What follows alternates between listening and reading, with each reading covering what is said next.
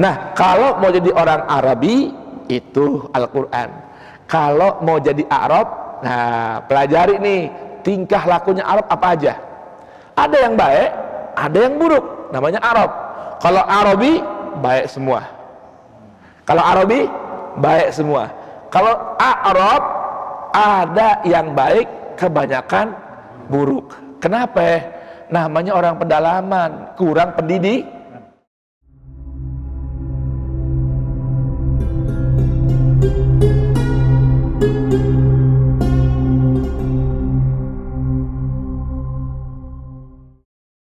Bismillahirrahmanirrahim. Alhamdulillahirabbil alamin wassalatu wassalamu ala sayyidil mursalin sayyidina wa habibina wa syafi'ina wa qurrati a'yunina wa maulana Muhammadin wa ala alihi tahirin wa sahabatihil ghuril mayamin wa tabi'ihim bi ihsanin ila yaumiddin. Alhamdulillah. Nikmat gak Pak? Subuh berjamaah.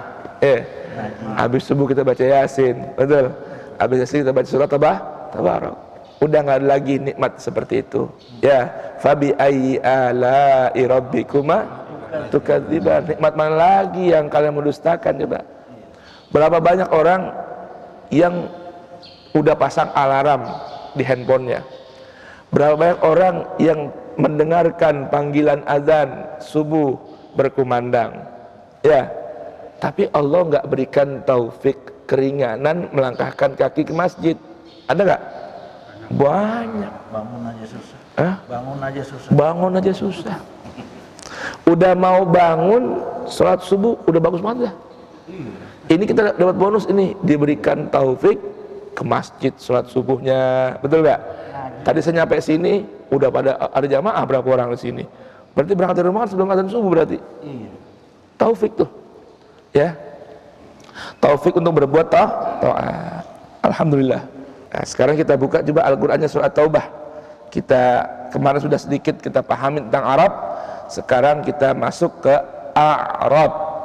Kita buka Quran surat Taubah mulai ayat 90 sampai 101 itu berbicara tentang Arab. Halamannya 202 ya kayaknya ya. Halamannya 176. Hah? 176. Halamannya 176. 176. Bukan ayatnya 97, 90 ya, halamannya 201. Ya, betul. 200. Iya, 201 halamannya. Ayatnya 90. Surat Al-A'raf. At-Taubah. Oh, Taubah. At-Taubah. Surat ke-9. Insyaallah ya. Kita baca Fatihah dulu ya. Kita mohon pada Allah Subhanahu wa taala agar Allah Subhanahu wa taala berikan pencerahan lewat Al-Qur'an pada pikiran kita, jiwa kita, hati kita dan hidup kita. Amin. Cerah di rumah tangga, amin. Cerah di negeri kita, amin. Cerah di pikiran kita, amin. Cerah hidup kita, amin. Ala hadhihi niyah wa kullu niyatin salihah. Al-Fatihah. Dibaca sama-sama. A'udzu billahi minasyaitonir rajim. Bismillahirrahmanirrahim. Alhamdulillahi rabbil alamin. Ar-Rahmanir Rahim. Maliki yaumiddin. Iyyaka na'budu wa iyyaka nasta'in. Ihdinas siratal mustaqim. Siratal ladzina an'amta 'alaihim ghairil maghdubi 'alaihim waladdallin. Rabbighfirli wa liwalidayya wa lil mu'minina amin. Baik, kita buka dulu Al-Qur'an surat At-Taubah ayat ke-90. A'udzu billahi as-sami'il 'alim minasy syaithanir rajim. Bismillahirrahmanirrahim. وجاء المعذرون من الأعراب ليؤذن لهم وقعد الذين كذبوا الله ورسوله sayusibul ladzina kafaru minhum adzabun alim. ليس على الضعفاء ولا على المرضى ولا على الذين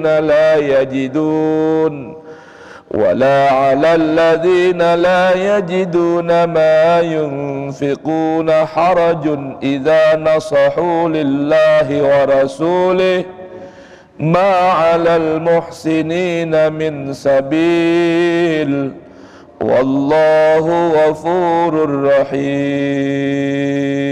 Dan di antara orang-orang Arab Badui datang kepada Nabi mengungkapkan alasan agar diberi izin untuk tidak pergi berperang, sedangkan orang-orang mendustakan Allah dan Rasul duduk berdiam.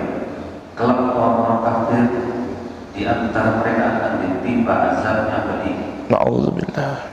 Tidak ada dosa karena tidak pergi berperang atas orang yang lemah, orang yang sakit, dan orang-orang yang tidak memperoleh apa yang akan mereka infakkan. Apabila mereka berlaku ikhlas pada Allah dan Rasulnya, tidak ada alasan apapun untuk menyalahkan orang-orang yang berbuat baik, dan Allah Maha Pengampun, Maha Penyayang. Bismillahirrahmanirrahim. Jamaah hadirin Jamaah Masjid Al-Mahdi yang dirahmati, diberkahi Allah Subhanahu wa taala. Wabil khusus Dewan Pengurus atau DKM Masjid dan pimpinan Jamaah Masjid Al-Ustadz Al-Habib Ali bin Ahmad Al-Haddad hafizahullahu taala wa ra'ah wa atalallahu baqa'ah wa nafa'ana bihil ummah al-islamiyah. Amin ya rabbal alamin. Pada pertemuan yang lalu kita telah renungkan beberapa panduan ayat suci Al-Quran di seputar Arab, dan arti Arab asal maknanya adalah menunjukkan makna-makna yang sempurna, jelas, terang, dan indah. Subhanallah, kata Arab, huruf Arab dalam Al-Quran ini terulang 12 kali, sedangkan A'rab 11 kali. Nah, Arab kemarin sudah kita bacakan dalam ayat suci Al-Quran, ada 12 ayat dalam Al-Quran, baik itu yang ada dalam Quran suratul Waqiah, suratul Nahl, yang semua mengarahkan kepada kearaban Al-Quran, kesucian Al-Quran, kesempurnaan Al-Quran, keindahan Al-Quran. Sampai-sampai gambaran istri-istri kita nanti yang kita nikahi di kehidupan dunia, lalu berumah tangga dengan tatanan Al-Quran, kemudian wafat dalam keadaan masih terikat hubungan dengan kita, sekalipun di dunia sudah menua. Allah berikan gambaran nanti dalam Al-Quran surah Al-Waqiah, ibu-ibu yang sekarang udah nyak-nyak, ya, Allah gambarkan faja'alna hunna abkara uruban atroba. Urub ini gambaran wanita yang begitu indah sampai dikenal dengan penyayang, pecinta suami. Itu gambaran urub. Ya, jadi urub itu gambaran kesempurnaan, keindahan. Ya, Al-Quran sendiri adalah merupakan lisanun Arabi. Ya, Al-Quran adalah kitabun Arabi. Al-Quran adalah kesempurnaan, keindahan dari segi tata bahasa dan lain sebagainya. Oleh karenanya lawannya Arab adalah ajam. Ujmah itu artinya tidak jelas. Ujmah itu ada kesamaran. Nah, Arab terang, jelas, indah. Maka sekalipun kita ini bangsanya ajam, ya, bangsa kita ini bangsa ajam, karena penggunaan Arab itu sudah digunakan untuk satu suku di negeri sana, jadi sebuah bangsa Arab. Sekalipun kita bukan Arab alias ajam, namun selama kita menjalani panduan Al-Quran, maka layaklah disebut dengan Arabi. Ya, orang yang bagus, yang ucapannya terang, jelas, sejalan dengan pandu lisan Arabi, itulah gambaran orang-orang Arab. Nah, kemudian ada namanya A'rab. Apa namanya? A'rab. Ya, A'rab ini sekarang sudah menjadi digunakan sebutan Arab ini untuk orang-orang yang dikenal dengan sukanul badiyah, orang yang jauh dari peradaban, yang jauh dari tatanan. Ini gambaran Arab nih, ya, digunakan oleh Allah Ta'ala sebagai gambaran orang-orang apa?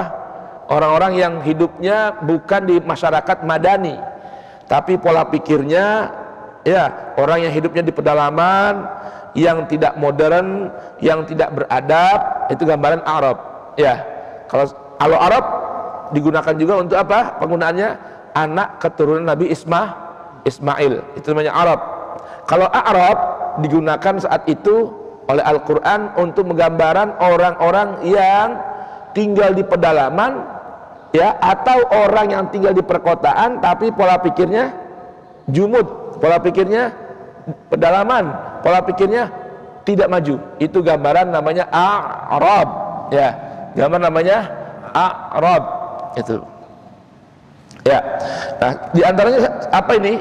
Kata-kata Arab ini banyak terulang dalam Quran surah At-Taubah, ya, lebih kurang ada 1, 2, 3, 4, 5 ayat dalam Quran surah At-Taubah, 6 bahkan, ya, dari 11 ayat. Ada sebagian dalam Quran suratul Ahzab, kemudian suratul Fatah, dan Quran suratul Hujurat, ya. Nah, itu gambar Arab itu apa? Gambar Arab orang-orang yang tinggal di pedalaman, yang jauh dari peradaban, ya, yang jauh dari pendidikan, ataupun orang yang tinggal di perkotaan tapi pola pikirnya tidak beradab, pola pikirnya tidak madani. Kan gambaran kota itu kan tertata, ya. Kota itu gambaran apa? Satu tempat yang tertata. Makanya kan kalau di kota ada apa namanya? Dinas tata ruang kota. Itu kan, ya. Kalau di kampung mah nggak ada, bebas mau ngapain aja, mau bikin di sini, bikin di situ, terserah. Itu gambar Arab.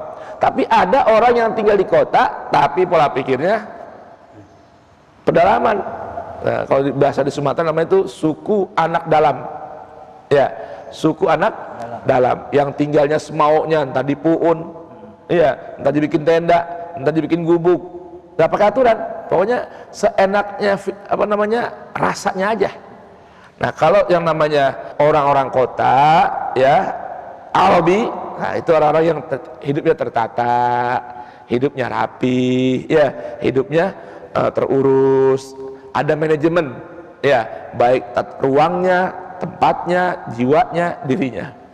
Dan kita ini kan termasuk dengan turunnya Al-Quran, tujuannya untuk memanage hidup kita. Al-Quran ini apa? Apa tujuannya diturunkan? Untuk memanage hidup kita. Waktu di manage. Sampai ada surah namanya apa? Suratul Asr, yang menggambarkan waktu. Tuh. Kehidupan dibimbing dengan hudan minallah. Nah, jadi kalau kita mau hidupnya jadi manusia yang sempurna, hiduplah dengan panduan Al-Quran. Allah berfirman, Syahrul Ramadan alladzi unzila fihil Quran hudan linnas. Hudan linnas, bimbingan bagi manusia yang pengen jadi manusia seutuhnya. Emang manusia ada yang gak utuh? Banyak. Kita ini Allah ciptakan dari bermacam elemen. Ada unsur malaikat dalam diri kita, ada unsur jin, ada unsur hewan, ya, bentuknya unsurnya tanah. Tuh, makanya kita ini kemarin Pak, ada penelitian di negeri barat ini, kenapa saat ini orang punya daya tubuh lemah, daya tahan tubuhnya lemah. Kenapa? Karena kurang interaksi dengan unsur tubuhnya. Apa itu unsur tubuh kita? Tanah. Saya tadi mulai dari bangun tidur sampai sekarang kaki saya belum sentuhan sama tanah. Percaya nggak Pak? Iya. Rumah udah pakai ubin, ya. Kamar mandi pakai ubin, pulang rumah pakai sendal, naik mobil, turun mobil ubin lagi, kesini karpet, belum ketemu tanah nih kaki. Sedangkan dalam diri kita ada nggak listrik? Unsur tanahnya. Dalam diri kita ada listrik nggak? Ada. Ardenya di mana ardenya? Tanah. Makanya untuk normalin lagi unsur listrik supaya apa namanya, sistem tubuh bagus diantaranya kaki ketemu tanah, bukan aspal. Kaki ketemu tanah. Nah, saya dari mulai rumah sampai sekarang belum ketemu tanah. Ketemunya kalau nggak sendal, ubin, aspal. Makanya kita tubuh kita kurang sehat. Orang dulu kenapa sehat? Lah tiap hari kakinya interaksi sama apa? Sama ardenya. Jadi listrik tubuhnya bagus, betul nggak? Nah, ada unsur apa di sini kita? Unsur malaikat kita. Malaikat itu gambaran makhluk Allah yang Allah ciptakan dari nur, terang, inspirator, ya, cerah, taat, tunduk. Itu malaikat.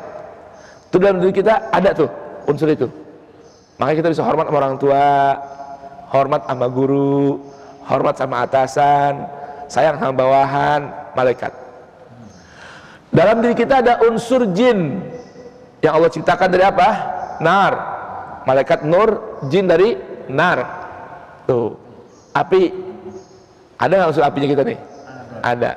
Jin, namanya jin, tertutup. Makanya manusia ada yang pendiam, nggak mau cerita, nggak mau terus terang, nggak tahu aslinya. Bagaimana nih? Begitu meletup kayak api, meledak-ledak semua. Marah-marah. Jin, ada jinnya kita. Ada unsur hayawan. Dalam diri kita ada unsur hayawan. Hayawan ada dua. Ada hayawan bahimah, ada hayawan muftarish. Ada hewan ternak, ada hewan buas. Kan begitu ya? Hewan ternak sama buas sama. Yang bedanya apa? Samanya makan, minum, kawin, tidur. Itu hewan. Itu aja kerjanya. Kita punya kucing di rumah, ngapain kucing? Makan. Ya, tidur. Buang kotoran. Kawin. Punya ayam begitu juga. Punya kambing begitu juga. Nah, kalau iftirash, buas, kalau lagi saat lapar, nggak kenal kawan, nggak kenal saudara, semua dimakan demi memenuhi syahwatnya. Itu manusia ada nggak? Ada. Bahkan wal iyadzubillah, manusia kadang lebih buas dari hewan buas. Kenapa? Dia udah punya elemen buas, ya, tambah lagi dominasi jin, malaikat minggir. Tuh, apa Pak? Al-Quran itu Allah beritahukan hudan linnas, bimbing manusia supaya jadi manusia seutuhnya. Jangan tampilannya manusia insani tapi perilakunya hewani. Yang Allah kepengen ada dominasi malaikat.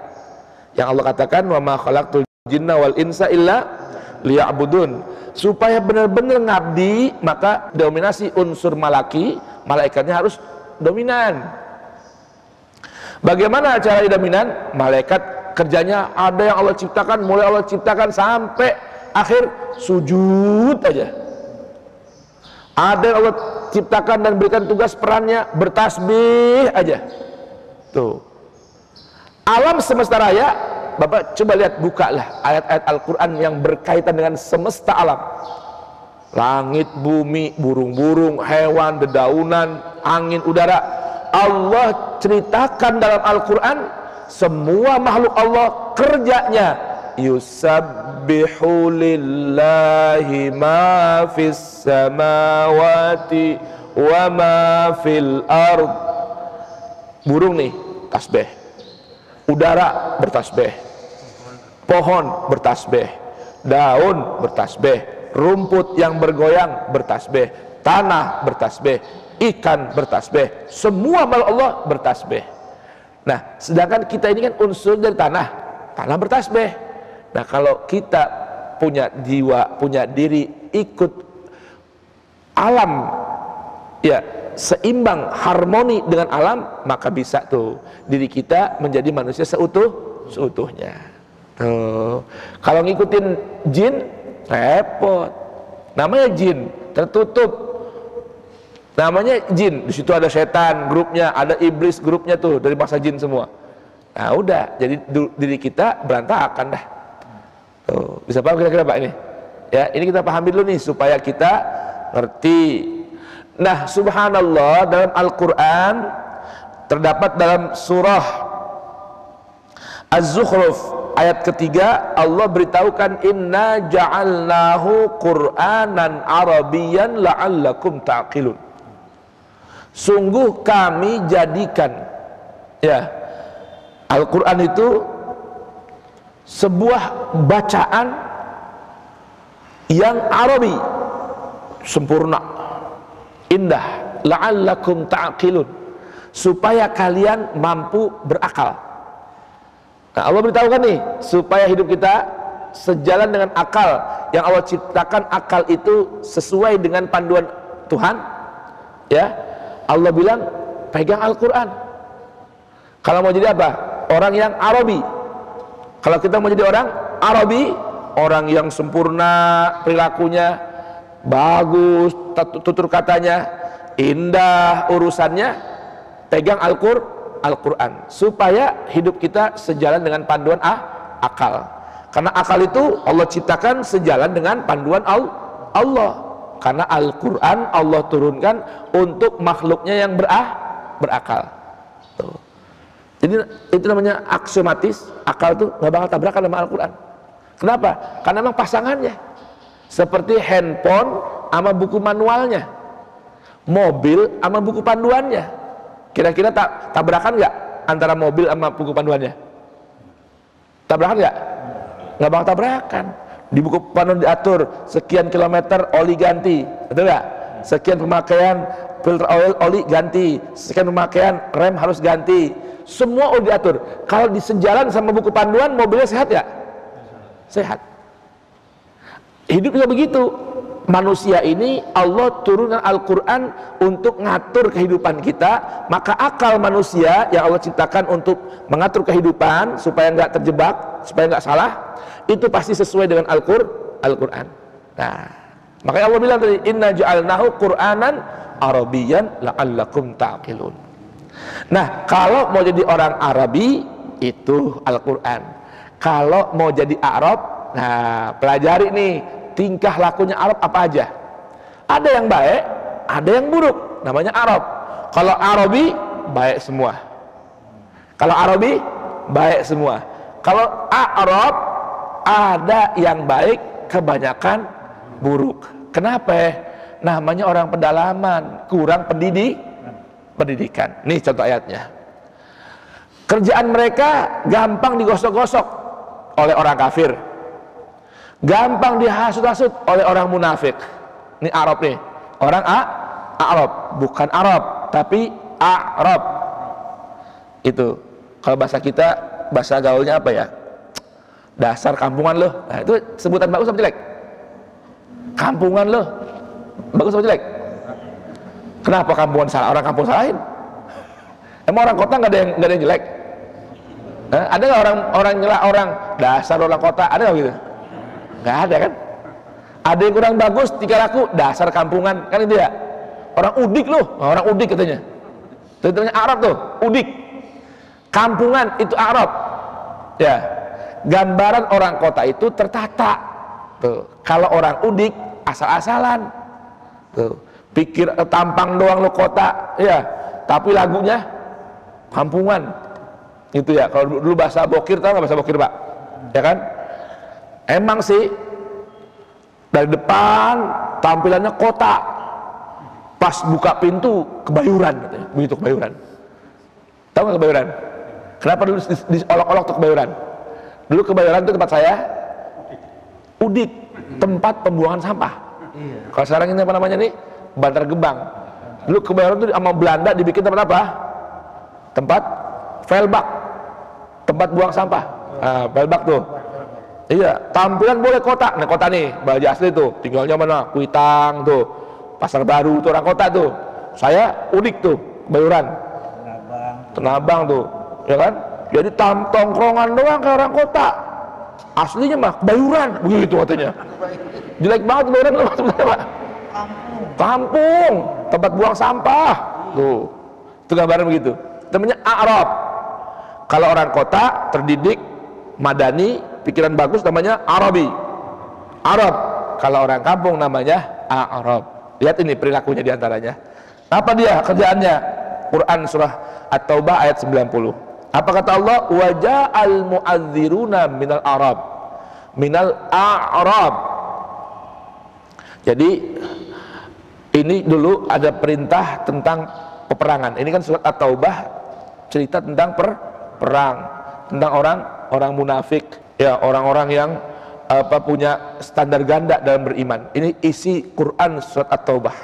Ya, gambaran orang-orang munafik. Wa ja'al mu'adzirun. Ya, pada datang tuh orang-orang A'rab, ngapain dia? Minta alasan, nyampaikan alasan liyu'zana lahum, agar diizinkan gak ikut perang. Tuh ya, dengan bermacam alasan. Tuh gambaran tuh, orang yang gak berani perang. Siapa tuh? A'rab. Kalau bahasa kita orang Baduy, ya kan? Tuh. Wa qa'adal ladzina kadzabullaha wa rasulah. Orang-orang kota, tapi kerjaannya dia itu yang nggak beriman pada Allah dan Rasulnya, diem nonton. Ya. Perang ogah. Nanti buat alasan nih, kalau ini Arab diizinin, nanti mereka juga bakal minta izin sama Rasul, nggak ikut perang. Nanti ayat berikutnya begitu. Padahal mereka agnia, orang punya duit. Kalau tadi orang Arab, ya Rasulullah, saya kalau pergi perang, anak bini saya nggak punya makan, kan gitu ya. Ya Rasulullah, kami orangnya lemah. Ya Rasulullah, kayak begini. Macam-macam aduannya, alasannya. Allah beritahukan nih, yang Allah celak bukan Arabnya dulu. Sayusibul ladzina kafaru minhum azabun alim. Siapa itu orang-orang yang dustain Allah, dustain Rasul, bakal kena musibah. Nah, Allah beritahukan laisa 'alad du'afa, buat orang-orang yang lemah fisiknya, ya, enggak masalah.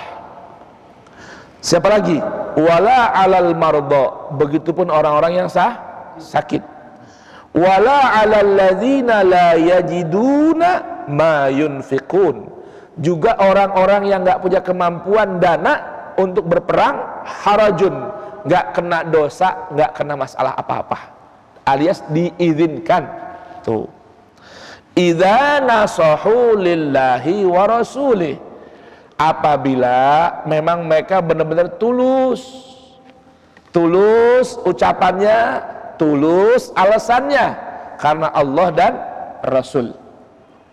Ma'alal muhsinina min sabil, nggak ada alasan berikan beban atau kesalahan pada orang-orang muhsin.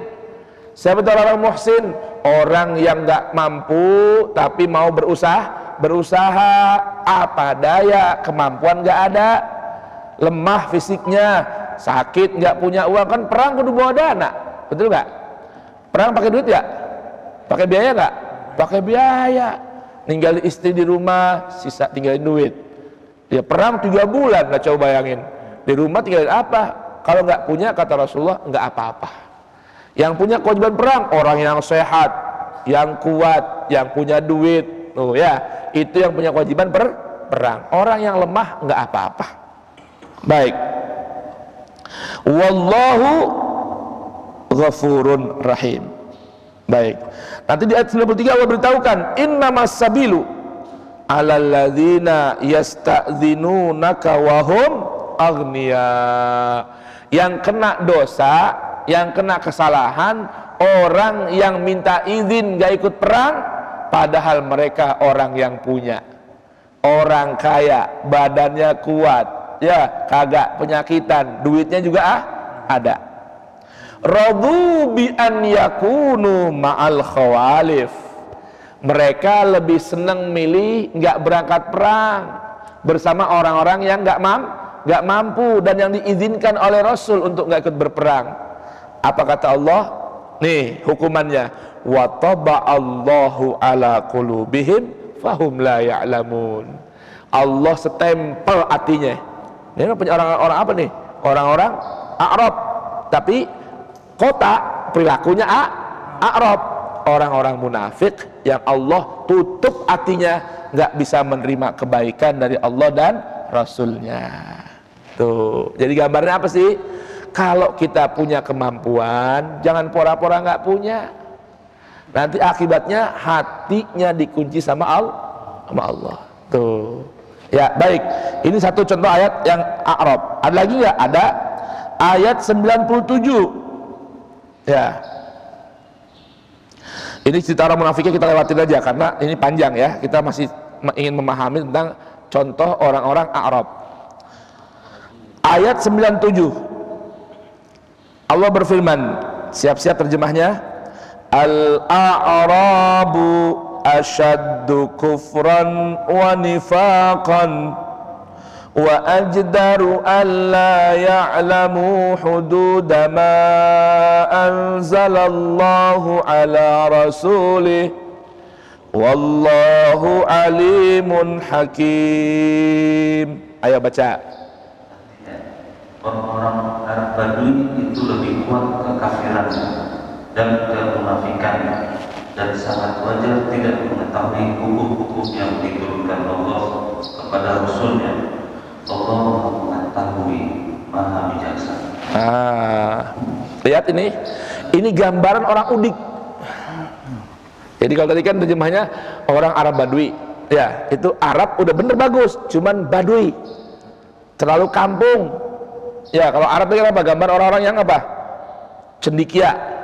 Arab itu gambar orang-orang yang cerdas, yang tertata hidupnya. Intelek. Oh, sekarang tuh. Kalau orang yang kampungan, udik disebut dengan Arab. Maka Allah katakan al-a'rabu asyaddu kufran wa nifaqan.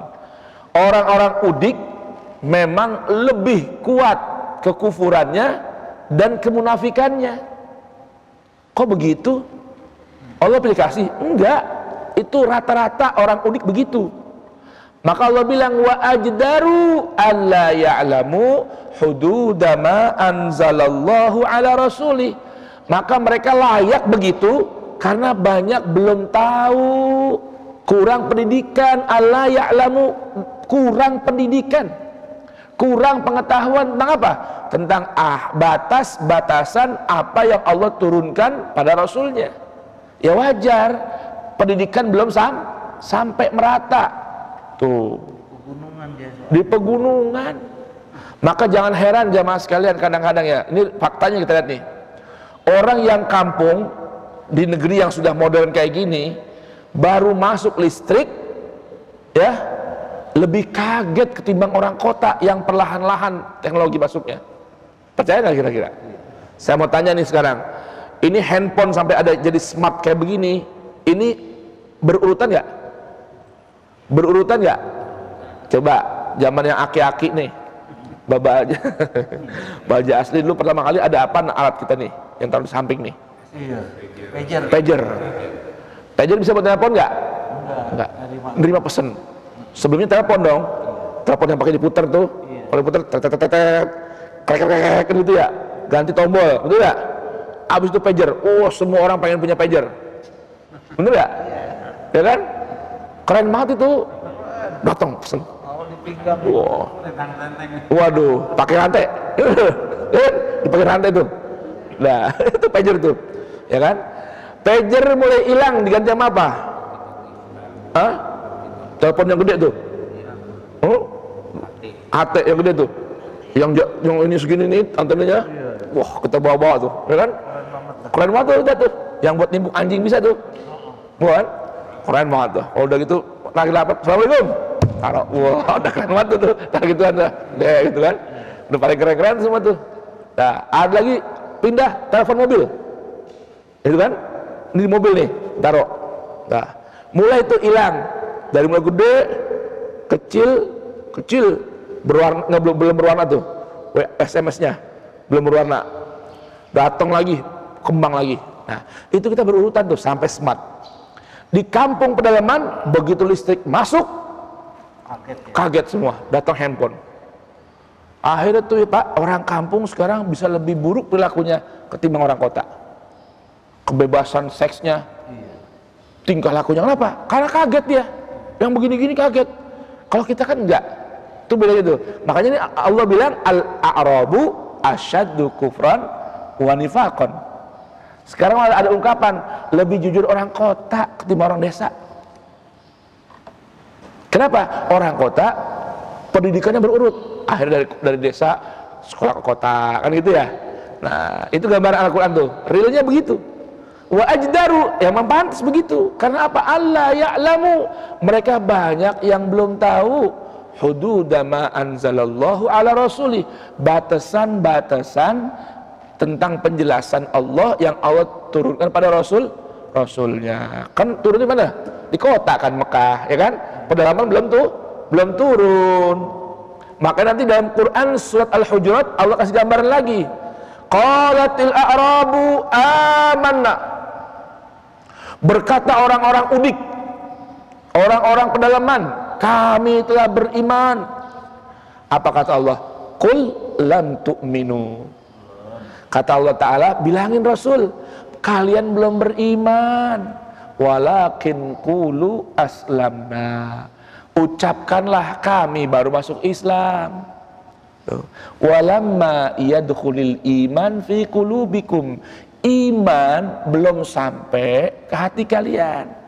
Tuh gambar orang udik tuh. Yang imannya baru di lisan, belum sampai ke hati. Kalau orang yang disebut dengan Arab, yang iman sudah sejalan antara lisan dengan hati, tampil dalam perilaku. Itu namanya orang Arab tuh. Saya katakan ya, orang Arab, bukan bangsa Arab. Bisa paham nih? Jadi di bangsa ajam, di Eropa, Asia, bisa banyak orang Arab. Sebaliknya, di Timur Tengah bisa dikit orang Arab, yang banyak orang Arab. Paham nih? Paham gak? Ya, di Arab tuh waktu baru muncul tuh yang namanya pengeboran minyak, masya Allah, itu duit begitu murah, ya. Wah, tingkah lakunya bawa macam-macam. Pak, percaya nggak ada orang mandi pakai sprit? Benar-benar. Iya, saking baru tumben begitu duit banyak tuh orang-orang Barat, karena kan yang ngebor minyak tuh pertama kali dari Amerika dan Inggris, ya kan? Akhirnya semua barang-barang dari Barat dibawa ke mana? Ke Arab. Masya Allah, itu namanya minum sprit, baru tumben tuh lihat sprit. Iya. Ya kan? Dibuat mandi. Coba itu. Sprit dibuat mandi. Coba itu. Kan akal nggak jalan tuh kalau gitu dah. Itu orang pintar apa orang udik? Orang udik lah. Yang ada pakai mandi pakai sprit malah lengket semua. Kan gitu ya. Tuh. Jadi jangan heran. Jadi kita cerita Arab ini panduan Al-Quran ya, bukan real sekarang nih. Kok orang Arab begitu lagunya? Itu bukan orang Arab, itu namanya orang Arab. Tuh. Ya, itu kok bisa apa namanya akur sama Israel? Ya, itu bukan orang Arab, itu orang Arab. Udik tuh. Kalau orang Arab itu orang yang ucapan, sikap, ketetapan, perbuatan sejalan dengan pandu Al-Quran yang merupakan kitabun Arabi, lisanun Arabi, Quranan Arabi. Tuh, begitu. Jadi kita jangan jiper, Pak. Emang hidung kita nggak mancung kayak dia. Paham nggak? Bu, hidung mulai pesek, gede. Ya, tapi perilaku kita bisa menjadi Arab kalau hidup kita sejalan dengan Al-Quran. Tuh. Ini gambaran Arab ini, gambaran Arab yang jelek-jeleknya. Ada yang bagus, ada. Kan Allah itu maha adil, ya. Allah maha adil. Orang-orang Arab juga nanti ada yang tergerak hatinya untuk memperbaiki diri menjadi Arabi. Tuh, dari Arab menjadi Arabi. Mana ayat berikutnya? Allah berfirman. Nanti ada ayat 99. Sekarang masih yang buruk-buruk dulu nih. Wa minal a'rabi man yattakhidhu ma yunfiqu maghraman wa yatarabbasu bikumud dawair alaihim dairatus saw wallahu sami'un alim. Coba dibaca nih. Dan di antara orang-orang Arab Badui itu ada yang memandang apa yang diinfakkannya di jalan Allah sebagai suatu kerugian. Dia menanti-nanti mara bahaya menimpa mereka yang akan ditimpa mara bahaya. Allah Maha mendengar, Maha mengetahui. Perhatikan nih, ciri orang udik. Nah, jadi kita gampangnya udik aja pakai ya kan? Jangan pakai Arab Baduy, bingung nantinya, ya kan? Al-Arab orang udik. Di antara gambaran orang udik, mereka menganggap infak itu kerugian. Berapa nih? Rugi nggak infak? Duitnya kurang. Duit berkurang. Ada kantong 100.000, ya 50-an 1, 20-an 2, 10-an 1. Ya, sedekah dah nih, infak. Assalamualaikum jemaah, ya nih bantuan, perlu bantuan. Ayo kita keluarin yang 50.000 yang biru, hijau 2, apa 10.000? Udik. Apa nih? Apa nih? Ya, udik tuh. Kalau orang Arab, gimana orang Arab? 50-an. Kalau perlu semuanya keluarin. Itu baru Arab. Kalau Arab kagak. Waduh, ini infak lagi, rugi begini caranya. Wah, ntar Muhammad sama rombongan biar kena musibah nih. Habis ngajak sahabat-sahabatnya infak lagi. Habis kalau begitu mananya. Apa nih? Allah bilang alaihim dairatus sau. Yang ada ente tidak bakal kena. Kalau nganggap infak itu sebagai apa? Kerugian. Ya, wallahu sami'un alim. Itu gambar orang udik tuh. Di zaman ini ayat turun sampai sekarang masih nggak ada orang yang begini pikirannya? Ada nggak? Titelnya profesor doktor tapi udik. Tuh, begitu. Kalau nganggap berinfak itu bagian dari hal yang merugikan. Tuh gambar Arab tuh beda sama Arab. Tuh. Nah, tapi ada nggak yang sebagian mereka yang mau berpikir dan ambil kebaikan? Ada juga. Ini berikutnya. Allah berfirman, "Wa minal a'rabi man yu'minu billahi wal yaumil akhir wa yattakhidhu ma yunfiqu qurbatin indallahi wa salawatir rasul. Ala innaha qurbatun lahum sayudkhiluhumullahu fi rahmatih innallaha ghafurur rahim." Ayo coba dibaca. Dan di antara orang-orang Arab baru itu ada yang beriman kepada Allah dan hari kemudian, dan memandang apa yang diinfakkan di jalan Allah sebagai jalan yang mendekatkan diri kepada Allah dan sebagai jalan untuk memperoleh doa Rasul. Ketahuilah, sesungguhnya infak itu suatu jalan bagi mereka untuk mendekatkan diri kepada Allah. Kelak Allah akan memasukkan mereka ke dalam rahmat atau surga. Sesungguhnya Allah Maha Pengampun, Maha Penyayang. Ada ya. Ada yang baik juga, ada orang udik. Ada yang baik juga. Ada. Ya. Sebagian dari orang udik, kita nggak mana pakai bahasa udik aja ya. Ya. Orang yang mau beriman kepada Allah dan hari akhir. Mau beriman kepada Allah dan hari akhir. Dan mereka memiliki pemikiran ya bahwa apa yang mereka infakkan itu tujuannya dua. Satu, qurbatun indallah, media untuk mendekatkan diri kita kepada Allah. Wa salawatir rasul, dan mengharapkan dapat doa dari Rasul. Allah ingatkan, ala innaha qurbatun lahum. Berinfak itu hakikatnya adalah cara untuk apa? Mendekatkan diri kepada Allah bagi mereka. Sayudkhiluhumullahu fi rahmatih.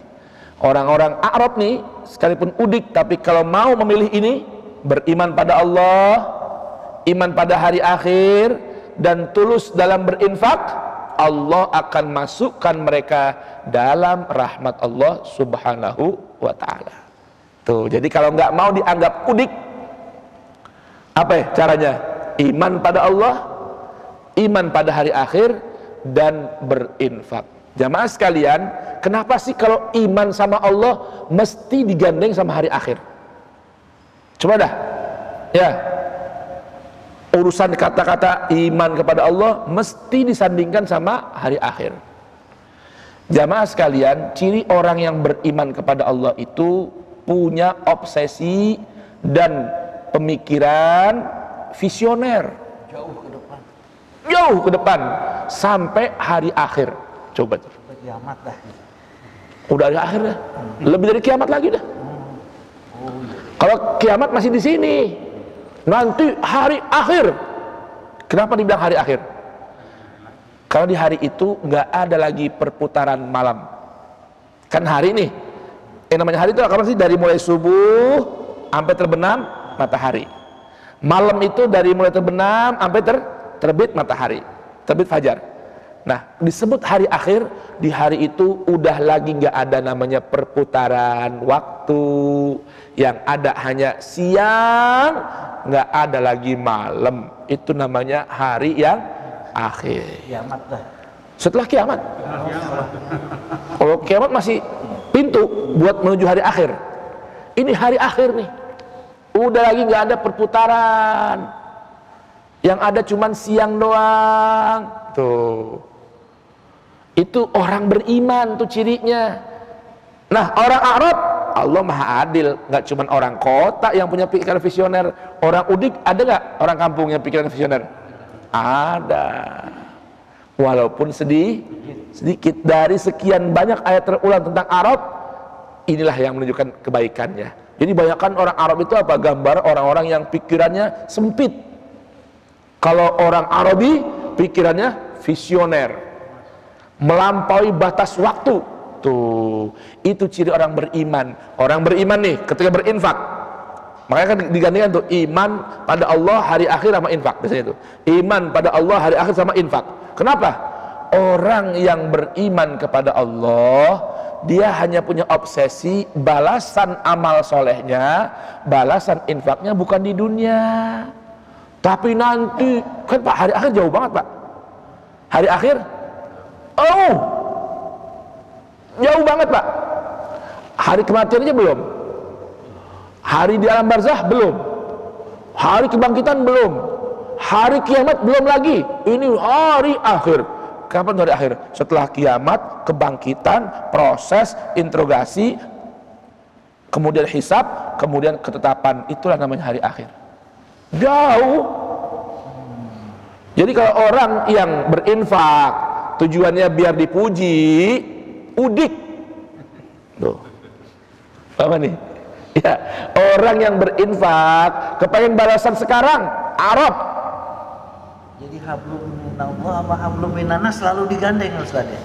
Terus baru. Minallah Dan obsesinya bukan cuma di dunia, di akhirat. Hablum minallahnya minta balasan di akhirat, di hari akhir. Hablum minanas yang dia lakukan baik kepada istri, taat pada suami, bagus pada anak-anak, bagus sama tetangga hubungannya, sama kerabat, bahkan sama musuhnya masih diberikan kebaikan. Kan bahasanya Sayyidina Ali Amirul Mukminin, orang yang kuat itu orang yang kuat yang ketika dia mampu membalas musuhnya tapi dia maafin, itu orang yang kuat tuh. Itu orang beriman pada hari akhir. Kenapa? Balasan bukan di sini, nanti nun jauh di sana. Itu namanya orang yang Arabi, visioner, bukan Arab. Kalau orang udik kepengen langsung, sekarang juga ada hasilnya. Tuh, lihat Nabi Ibrahim, ini contoh Nabi Ibrahim nih. Contoh Nabi Ibrahim. Di antara doa Nabi Ibrahim, beliau doa begini. Waj'alli lisana sidqin fil akhirin. Waj'alni min warasati jannatin na'im. Wala tukhzini yawma tub'atsun. Yauma la yanfa'u malun wala banun illa man atallaha biqalbin salim. Itu contoh orang Arab itu. Bahkan Nabi Ibrahim itu kan apa? Kakeknya orang Arab, kakeknya bangsa Arab. Yang mana sebutan Arab ini Allah digunakan oleh para ulama untuk penyebutan anak keturunan Ismail putra Ibrahim. Apa tuh ungkapan Nabi Ibrahim diantaranya? Waj'alli lisana sidqin fil akhirin. Tuhan, jadikan ucapanku ini, ketulusan ucapanku, tampak hasilnya di masa yang akan datang nanti. Coba itu. Jauh nggak? Jauh. Lalu doanya itu Allah ijabahkan dengan apa? Dengan Al-Quran yang diberikan oleh Allah kepada cicit-cicitnya Ibrahim yang bernama Nabi kita Muhammad sallallahu wasallam wa baraka alaih. Doa Nabi Ibrahim tuh, waj'alni min warasati jannatin na'im wala tuhzuni yauma tub'atsun yauma la yanfa'u malun wala banun. Tuhan, jangan kau kecewakan aku Tuhan untuk mendapatkan warisan nikmat yang abadi Tuhan. Kapan? Kapan itu?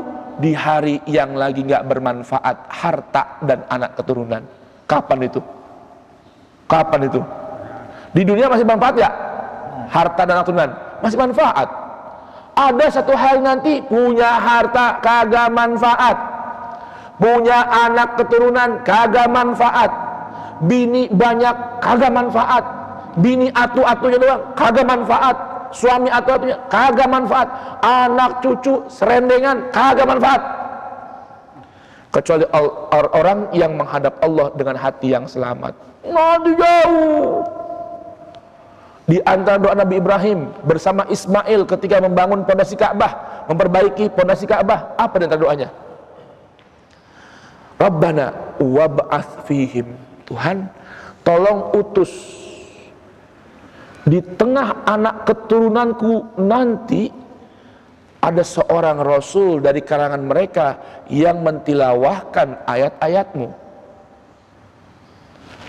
mensucikan jiwa mereka dan mengajarkan mereka Alkitab dan Al-Hikmah. Doa Nabi Ibrahim wujudnya kapan? Nabi Muhammad. Berapa tahun jaraknya? Ratusan tahun, Pak. Tuh gambaran manusia visioner. Itulah layak Nabi Ibrahim, Nabi Ismail disebut dengan Arab. Orang yang Arab, karena pola pikirnya itu enggak sesaat, enggak sementara, tapi jauh ke depan, melampaui batasan waktu dan ruang. Tuh, kalau kita sekarang. Orang tua kita dulu lebih visioner dari kita, Pak. Maka jangan heran orang dulu, ya, dia kerja di usaha, punya tanah hektaran. Buat siapa? Sekolahin anaknya. Anak sekolahin, tuh, contohnya bapaknya dulu tuh. Bener nggak? Nggak kepengen kan? Punya anak kayak dia, disekolahin, ngoplet dibelain. Biar anak apa? Jadi anak insinyur. Coba itu. Hah? Tukang insinyur. Saking nggak kepengen dia, cuman jadi narik oplet. Tuh orang dulu tuh. Orang sekarang ditinggalin banda selebar-lebarnya, habis semua. Orang sekarang tuh pola pikir apa? Dia pengen nikmatin sekarang, nggak mau nikmatin buat nanti ke depan. Tuh begitu ya. Ini kaitan sama begini, ntar besok kita bahas nih di Masjid As-Sulaha nih ya, gambaran hal-hal seperti ini nih. Kok bisa terjadi sih ada begini sampai manusia mudah berkeluh kesah, gerutu, ngedumel? Besok di As-Sulaha kita bahas tuh dari Al-Quran lagi. Nah, sekarang masih tentang Arab nih ya. Baik ya, ini kira-kira bisa paham nih bedanya Arab sama A'rab. Baik, ada lagi satu ayat nih tentang A'rab. Baik, kita buka coba Al-Quran surah Taubah tadi di ayat 101 ya, ayat 101. Kita baca ayat 1 dulu biar gambaran. Ini orang Arab nih, lihat. A'udzubillahi minasyaitonirrajim. Was-sabiqunal awwaluna minal muhajirin wal ansari walladzina tabauhum bi ihsan radhiyallahu anhum wa radu an wa a'adda lahum jannatin tajri min tahtiha al-anharu khalidina fiha abada. Dzalikal fawzul azim. wa mimman haulakum minal a'rabi munafiqun wa min ahlil madinah wa min ahlil madinati maradu 'alan nifaqi la ta'lamuhum nahnu na'lamuhum sanu'adzibuhum marrataini thumma yuradduna ila 'adzabin 'adzim. Ayo. Dan orang-orang yang terdahulu lagi yang pertama-tama masuk Islam. Dengar ini. As-sabiqunal awalun, orang yang paling dulu dan paling awal dalam keislaman. Baik. Masuk Islam di antara orang-orang muhajirin dan ansor. Baik dari kalangan muhajirin dan ansor. Dan orang-orang yang mengikuti mereka dengan baik. Allah ridho kepada mereka dan mereka ridho kepada Allah. Allah menyediakan bagi mereka surga-surga yang mengalir di bawahnya sungai-sungai. Mereka kekal di dalamnya selama-lamanya. Ini gambaran, baik, ini gambaran orang Arab. Dan ini ayat bukan hanya menceritakan di masa ayat itu turun, tapi kalau kita mau menjadi seperti mereka, dapat janji Allah Ta'ala, lakukan apa yang mereka lakukan. Apa yang pertama ciri mereka itu? As-sabiqun al-awwalun, mau jadi terdepan dan jadi bagian yang pertama, front terdepan dan front yang paling pertama dalam urusan kebaikan. Nanti kan ada ayat Al-Quran juga tuh, satu dalam Quran surat Fatir, kedua dalam Quran surah Al-Waqiah, gambaran umum tentang yang disebut dengan sabiqun. Siapa orang sabiqun ini? Al-awwalun sabiqun bil khairat, yang mau paling dulu berbuat kebaikan. Kalau kita kan nggak biasanya urusan kebaikan belakangan, duluan sudah, depan dah, ya kan? Ayo Pak, kita ngaji Pak. Iya, dulu ke belakang. Ngaji nih, datangnya belakangan, atau duduknya di belakang. Depan dong, ente depan dah, anda belakang aja. Tuh, itu bukan sabikun tuh. As-sabikun ini orang yang senang menjadi front terdepan, al-awwalun yang paling dulu dalam kebaikan. Oh, bukan orang yang awalnya memeluk Islam gitu, bukan? Itu kan ayat-ayat ini turun. Kan kita punya kaidah nih, al-ibrah bi umumil lafaz la bi khususis sabab. Ambil pelajaran dari Al-Quran itu bukan hanya ketika ayat ini turun, karena Al-Quran kan ijaznya, panduannya abadi, jadi bisa berlaku untuk orang sekarang juga. Kita bisa nggak masuk dalam omongan ini? As-sabiqun awalun minal muhajirin wal ansar, bisa nggak? Bisa, selama kita mau ambil tuh perilaku mereka. Apa? Mereka paling dulu, paling depan dalam urusan kebaikan. Minal muhajirin, sahabat muhajirin, orang yang siap untuk berhijrah, tinggalkan keburukan, pindah pada kebaikan. Tinggalkan kebaikan yang biasa, ambil yang lebih baik. Itu namanya muhajirin. Wal ansor, yang menjadi siap menjadi penolong, supporter dalam kebaikan. Kan di ayat lain Quran surah Al-Araf Allah bilang, Al-Araf ayat 157 ya, walladzina amanu bihi wa azzaruhu wa nasaruhu, dan orang-orang yang mau beriman kepada Al-Quran dan Rasul, kemudian mau memuliakan Rasul, menolong Rasul. Itu siapa menolong? Itu Ansar. Ansar penolong-penolong Rasul. Itu kan Bansar Ansar itu kan dulu dibikin buat itu kan, buat menolong para kiai, para pendakwah. Tuh, bukan cuma jaga gereja doang, bukan. Sekarang Ansar jaga gereja dulu. Ansar itu penolong Allah, penolong Rasul. Nah, jadi kita bisa masuk dalam golongan muhajirin, bisa masuk dalam golongan ansor. Saya mau tanya sekarang, bapak-bapak nih, siapa yang asli orang sini? Ayo coba, yang hadir nih, yang asli orang sini mana? Ada nggak? Ada nggak? Bapak asli mana? Surabaya. Namanya bapak ini semua muhajirin. Saya muhajirin. Ansornya mana? Yang punya tempat nih, nyiapin tempat. Tuh, Kita datang bapak dari sono Asulaha ke sini, namanya muhajirin nih. Al-Mahdi ansornya. Gambaran ansor itu dalam Al-Quran digambarkan tuh, walladzina tabawwa'ud dara wal iman. Orang yang nyiapin tempat, nyiapin keimanan, menyambut orang-orang yang mau beriman, itu namanya ansor. Bahkan wa yu'thiruna ala anfusihim walau kana bihim khasasah. Mereka mengalah buat orang lain padahal mereka juga punya kebutuhan. Ini contohnya sekarang Habib Ali nih. Nih Al-Mahdi nih, Habib Ali, Arif nih, Arif. Itu gambaran ansor tuh. Lah saya datang ke sini, kita mau ngaji bareng-bareng, dia nyiapin makan buat kita. Kudunya dia ngaji apa yang makan kudunya. Tuh, itu namanya gambar ansor tuh. Kita semua masih bisa terbuka pintu luas, masih menjadi kaum muhajirin, menjadi kaum ansor. Ya, muhajirin itu orang yang siap meninggalkan keburukan, pindah kepada kebaikan. Dari kebaikan yang biasa, dia pindah lagi naik level kebaikan yang luar biasa. Ansor yang menyambut, ansor yang nyiapin, tuh gambaran itu. Kalau mau menjadi as-sabiqunal awwaluna minal muhajirin wal ansor, ini Allah bilang, satu, radhiyallahu anhum, Allah ridho kepada mereka. Tak, pangkat kedudukan ridho itu udah duanya tuh Pak. Kenikmatan paling agung, di atas ampunan, di atas rahmat, itu ridho namanya. Kalau ridho itu gambaran gini, gambaran ini. Ridho nih, bedanya ridho sama rahmat sama ampunan. Ampunan nih, ya, bikin salah, yaudah, gue maafin. Ya udah, gue maafin, gue ampunin. Tuh gambaran tuh, ampunan.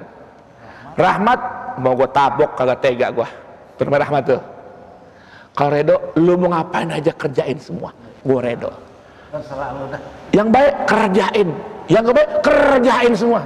Itu gambar ridho tuh. Kira-kira mana yang lebih tinggi? Ngampunin, nyayangin apa ridhoin? Tuh, itu gambar ridho. Ini orang, saya, Anda semua bisa mendapatkan ridho Allah selama kita siap menjadi muhajirin atau ansor. Tapi catatan, siap bukan hanya di belakang, tapi menjadi as-sabiqunal awwalun. Waraduan, ada ciri lagi berikutnya nih.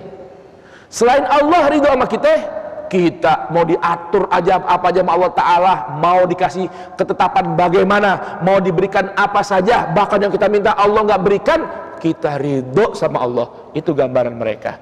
Orang-orang seperti ini, a'addalahum, Allah siapin buat mereka jannatin, surga-surga, tajri min tahtihal anhar, di bawahnya taman surga itu ngalir sungai. Pak, di Arab ada dulu apa beginian? Ada di Arab. Waktu ayatnya turun, ada nggak kondisi begitu? Nggak ada. Gurun, kering kerontang. Tuh, itu gambaran visinya jauh ke depan. Ya Allah, dapat begini, ngimpi. Di Arab Pak, lah waktu itu mah biasa kita. Orang Arab dibaca ayat begini, di mana ini? Tapi karena keimanan dan hari akhir, iman sama Allah dan hari akhir, mereka terima itu. Harapannya udah balasannya sono aja. Kan dulu belum ada gambaran mereka pergi ke sini Pak. Kalau orang-orang sekarang mah ke puncak kabur dia. Tuh, ya kan? Sungai mengalir. Taif dingin Pak, tapi nggak kayak puncak. Saya jujur aja Pak, kalau lagi pegel nih di kota, saya ngabur ke kampung Pak. Kemarin ke Sukabumi tuh, ke Parung Kuda, tempat Habib Agus Abu Bakar tuh. Dia punya tanah Pak. Dia 3,5 hektar. Saya lepas sendal jalan kaki Pak, di pinggir sawah apa semua. Itu badan enak banget Pak. Bangun tidur badan enak banget. Pada awalnya badan agak enak, pikiran capek. Ini orang-orang Arab nih, dari sabiqunal awwalun minal muhajirin wal ansor, terbayang tuh visinya. Ya Allah, surga ini. Tuh, lah kita orang Indonesia dikasih surga di dunia, masih juga bikin dosa. Ini kan pulau Indonesia nih Pak nih, ini surga dunia Pak. Surga dunia. Lah kitanya masih dustain Allah aja. Subhanallah. Gimana tuh? Orang yang model begitu nanti apa? sanu'adzibuhum marratain. Nanti tuh yang di ayat berikut itu, orang yang model begini nih, yang lupa diri, lupa nikmat Allah, akan disisa dua kali. Dan ini orang-orang sabiqun awalun ya, dzalikal fauzul azim, yang bisa mendapatkan surga yang begitu indah, itulah keberuntungan yang maha besar. Baik, berikutnya coba dibaca 101. Ini gambar orang Arab lagi nih, Arab. Dan di antara orang-orang Arab Badui yang tinggal di sekitar ada orang-orang munafik. Dengerin nih. Jadi ada dua kelompok orang munafik nih. Ada orang udik, ada orang kota. Ini gambar ini. Ada orang udik, ada orang kota. Kalau tadi kan udah jelasin tuh, al-a'rabu asyaddu kufran wa nifaqan. Orang-orang udik itu orang yang sangat ingkar, sangat munafik. Kenapa? Wajar, karena pengetahuan belum sampai. Tapi di kota ada lagi yang lebih dari itu. Dengerin kata Allah Ta'ala. Di sekitar Nabi ini ada orang-orang munafik. Nah, ini kapan-kapan nih Pak, saya bahas insya Allah kapan-kapan. Definisi sahabat biar kita kenal. Jadi definisi sahabat yang sekarang ramai disebutkan, sahabat itu orang yang beriman pada Rasul, mati dan pada beriman, semua adil. Nggak semua begitu. Ini Al-Quran yang bilang ada orang yang hidup di sekitar Nabi, orang munafik, dari orang kota sama orang udik. Jadi kalau dibilang semua sahabat itu adil, terpercaya, sahabat yang mana? Al-Quran membantah itu. Karena bahaya ini ntar. Kalau nanti orang mengatasnamakan sahabat, tapi ajarannya merusak ajaran yang dibawa oleh Nabi. Sampai ada sebuah hadis Pak. Nabi pernah berdoa, ya Rabb, saya minta nanti ketika kau anugerahkan aku telaga surga, seluruh sahabat-sahabatku ya Rabb, semua sampai sini. Kata Allah, jangan begitu. Enggak begitu. Kamu nggak tahu nanti apa yang berlaku dan mereka lakukan sepeninggalmu. Nabi sangka baik aja nih, semua sangkanya Nabi nih baik semua aja. Ya, kalau enggak, nanti ada setelah kamu meninggal dunia orang-orang yang merusak. Bahkan Nabi dalam sebuah hadis bilang, di tengah-tengah ini ada orang-orang munafik, bahkan 8 orang ini gak bakal masuk surga. Tuh. Jadi ada orang-orang yang hidup zaman Nabi, tampilannya baik, tapi isinya dahsyat bahayanya. Ayo sekarang, yang pertama, kelompok pertama nih, orang-orang udik yang munafik. Terus? Dan di antara penduduk Madinah ada juga orang munafik. Mereka keterlaluan dalam kemunafikan. Dengerin nih, yang orang kota lebih keterlaluan munafiknya. Tadi kan Allah bilang al-a'rab asyaddu kufran wa nifaqan. Wa minal a'rabi wa mimman haulakum minal a'rabi munafikun. Tapi wa min ahlil Madinah, ada orang kota penduduk Madinah lebih munafik dari orang desa, orang udik. Baik, terus? Wahai kaum Rasul, tidak mengetahui mereka, tetapi kami mengetahuinya. Kata Allah, kamu nggak tahu siapa dia tuh, person-personnya. Kami yang tahu, kata Allah Subhanahu wa Ta'ala. Baik, terus apa hukumannya buat orang yang begini nih? Nanti mereka akan kami siksa 2 kali. Dengerin, yang kota munafik dapat siksa 2 kali dari orang udik. Kenapa coba? Apa alasannya? Kalau orang desa ya wajar aja. Orang ketinggalan, belum nyampe tuh pesen.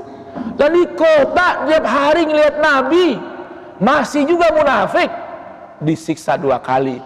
Ayat Al-Quran turun di hadapan mereka, di tengah-tengah mereka, masih juga. Tuh, bawa nih. Ini gambaran apa nih? Kalau sekarang kita bicara ras nih, mohon maaf Pak, ya, jangan anggap tuh yang punya nasab mulia dengan sebutan Said Habib enak-enakan, kagak bisa. Enggak semua. Orang yang diberikan anugerah sama Allah Ta'ala, ada sebuah kaidah Pak, al-ghunmu bil-ghurmi. Bahasa Inggrisnya apa ya? Mas saya pernah dengar tuh, saya lupa lagi bahasa Inggrisnya. High profit, high risk. Besar keuntungan, besar pula resikonya. Itu ya. High profit, high risk. Kamu belum punya orang Inggris sih Pak, jadinya belum bisa ngomong Inggris nih. Ya kan? Punya istri orang Betawi semua sama orang Sunda. Tuh. Besarnya keuntungan bergantung dengan besar resiko. dapat nikmat menjadi keturunan habaib. Jangan anggap enteng tuan. Tuh dosa pahala double 2, dosa juga double 2. Kalau orang biasa-biasa pahala 1, dosa juga 1. Tuh. Ini kenapa orang kota lebih dahsyat munafiknya, lalu double siksanya Allah beritahukan, karena Al-Quran turun di depan mata mereka. Nabi dan Rasul ada di hadapan mata mereka, masih juga nggak beriman ya. Kalau bahasa orang Betawi, bujuk buneng. Kata mereka, gue pites loh, udah kesel banget udah. Begitu gambarannya.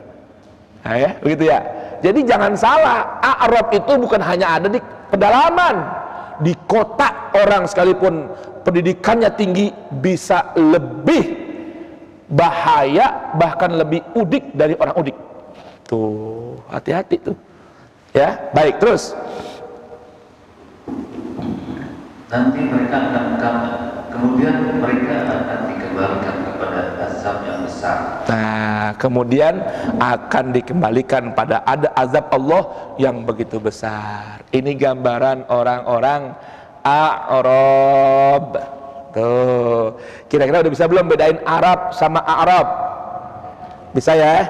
Kalau Arab itu orang yang gambarannya cerdas, intelek, akhlaknya bagus, tutur katanya bagus, ya, visioner, ya, ini namanya orang Arab, ya, orang yang hidupnya berpandu kepada kitabun Arab, lisanun Arabi, nabiyun Arabi. Maka Nabi Muhammad itu kan Sayyidul Arab, ya, pimpinannya bangsa Arab, orang-orang yang cerdas-cerdas, Nabi pimpinannya. Begitupun orang Ajam, orang yang bukan bangsa Arab, maka Nabi pimpinannya. Dan kita orang Ajam bisa menjadi orang Arab selama hidup kita mau berpandu kepada kitabun Arabi, nabiyun Arabi.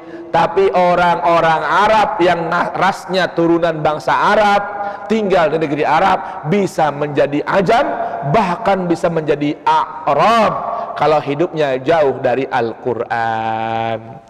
Kira-kira saya paham? Ustaz, apakah Baik. semua ini mereka ini suku Quraisy, bangsa Quraisy? Enggak. Enggak. Ya, Arab itu orang-orang pedalaman. Kalau Quraisy itu gambaran orang-orang yang tinggal di kota.